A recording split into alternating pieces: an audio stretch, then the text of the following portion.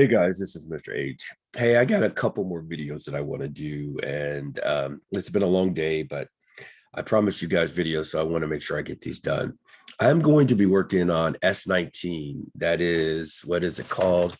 It's called Standard Form Graph and Equation. And some of the students have been asking me how you do those. Basically, you're just going to use the graphing calculator and let it help you come up with 2 points and plot.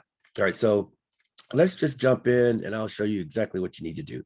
First thing I'm going to do is I'm going to share the IXL screen. All right, so you can see this is S19. And when it says standard, all that means is that the X and the Y are on the same side and a number is on the other side, as opposed to the slope intercept form when you have Y by itself and then the X and the number on the other side. I think the slope intercept form is easier to plot. It's easier to tell what the slope is, all of those good things. But sometimes, quite often, they don't give you an equation in slope intercept form. So you still got to know how to graph it. All right, so here's the first thing I want to do. You can look at this and see, this is, I'm going to write this down. This is 4x minus 5y equals a negative 40. You can look at this window and see it goes from a negative 10 to 10, and from the y's go from a negative 10 to 10. I always like to make sure that my graphing calculator looks like the graph. So let me go to the graphing calculator.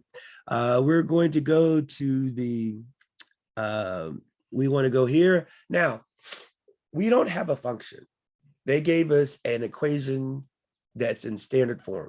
So the way that we're going to enter this is we are going to delete the equal sign.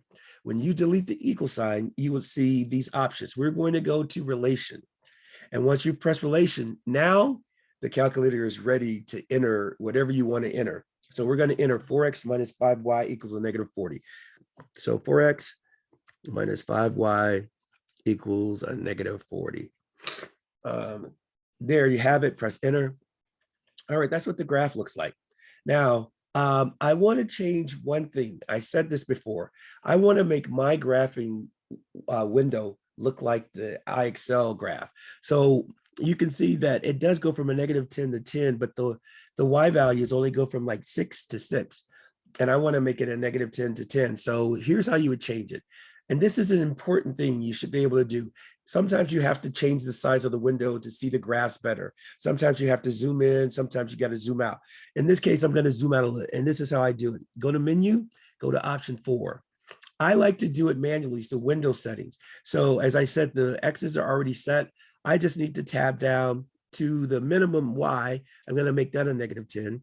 And then I'm going to make the other maximum Y at 10, and then I just press enter. So now my window looks like the IXL graph. From here, I just need to find the x-intercept and the y-intercept. And we're going to use this button, graph trace. We've already used this before, but here you have it. So all I have to do, if I go, it tells me, oh, here's the y-intercept. It starts at 0, 8.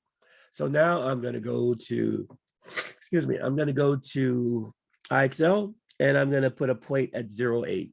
From here, I need the x-intercept.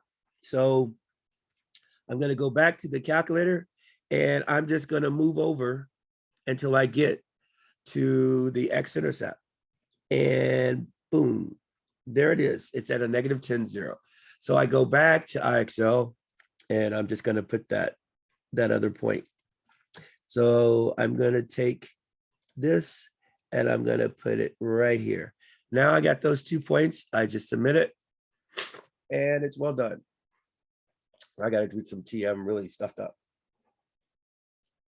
All right, so the next thing, I'm going to do one that's a little bit more difficult. So let me kind of jump ahead. Let's see. All right. So notice this one goes from a negative 100 to a positive 100. So what I'm going to do is I'm going to go and I am going to change the graphing calculator. But before I do that, I'm going to write down the non-standard for the standard equation. So it's 18x minus 63y equals 1260. All right, so now I'm going to go to my calculator, and I'm going to change the window first. So you go Windows, you go option 4, option 1, and I'm going to make this a negative 100 to a positive 100. Same thing for the Y's, a negative 100 to a positive 100, and then I press enter. And that's what my graph looks like. But that was the previous graph. So I need to get rid of this. And the way I do that is I hit the tab key, arrow up, and then I'm going to delete all of this stuff because I don't need it anymore. And I'm going to enter my new standard equation, 18x minus 63y equals 1260. 1260. Press enter. That's what my graph looks like. Now, I am going to do the same thing that I did before. I'm going to go to the graph trace, and then I'm going to arrow over until I get, and you can see that this is going kind of slow. It's going up. When I hit the trace button, it's jumping by about 1. And it's going to take me a long time to get to the y-intercept and then to the x-intercept. So here's how you can fix that. If you go to the window, go to trace graph, and right here, option 3, trace step. What this is saying is that when you hit the trace button, how much do you want it to jump by? Do you want it to jump by 1, 10, 20, what else? So I'm going to make it 10. And then you just press OK. So now when I hit the button, it jumps right over there. It's not going up by 1 now, it's going up by 10. So the y-intercept is at a negative 20. So I'm going to go to IXL, and I'm going to put a point at a negative 20. And then I got to find the x-intercept. So I just hit the right arrow, and you can see it's moving faster. And boom, I'm there. There's the 0. The 0 occurs at 70, 0. So now I go back to IXL, and I'm going to put a point at 0.70.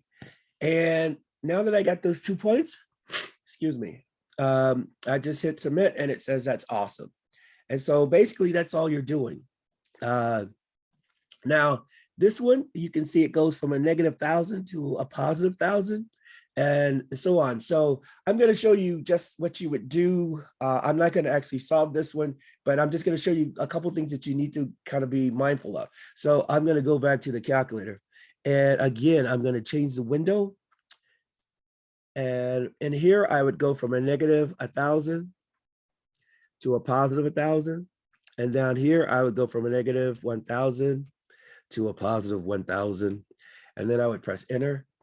Now, one other thing that you might want to do, right now it's set to jump by 10s. You might want to say, I want to jump by 100. So you would go back to the trace, the menu, go back to the draft trace, and then go to the trace step, and then put 100 in here and press OK. So now when you click, it's going to be moving by 100, okay? And that'll get you to the Y and the x-intercept much quicker. But basically, that's what you need to be able to do. And once you use the calculator and learn how to use it, graphing standard equations is very simple. All right, guys, I hope this has been helpful. I think I'm going to shut this down and then go blow my nose because I am really stuffed up. All right, guys, peace and love and all that other Soul Train stuff.